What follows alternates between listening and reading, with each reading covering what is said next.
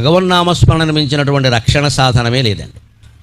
నిరంతరం మనస్సులో నమశివాయ నమశివాయ నమశివాయ అనే పంచాక్షర మంత్రం నడుస్తూ ఉండాలి. దీనికి ఎవరో గురువు గారు ఉపదేశం చేయాలి, చంద్రగ్రహణం రావాలి, సూర్యగ్రహణం రావాలి, ఈ చేదస్థాలని పక్కనట్టండి. మనస్సును మించినటువంటి తీర్థం లేదు, శరీరాన్ని మించినటువంటి క్షేత్రం లేదు, అంతరాత్మను మించినటువంటి గురువు లేడు, జీవితాన్ని మించిన గ్రంథం లేదు. అందరికీ ఇదే ఉపదేశం అనుకోండి. హాయిగా నమశివాయ నమశివాయ నమశివాయ.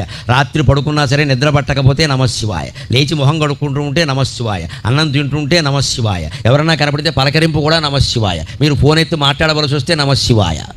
ఇంత ఇదిగా భగవన్నామాన్ని మనం సొంతం చేసుకుంటే అన్ని రకాల పాపాలు కాదు, సకల కర్మలు నశించిపోతాయి. అన్ని కర్మఫలాలు పోయి జ్ఞానం పొంది మోక్షం పొందుతాం, ఎప్పుడూ ఆనందంగా ఉంటాం. భగవన్నామస్మరణ అంత గొప్పది. అలా చేస్తేనే శివుడు కాపాడుతాడు. గమనించండి, ఇలా ఊరికే దండం పెట్టేగానే ఏం కాపాడాను. అలా అయితే అందరినీ కాపాడాలిగా.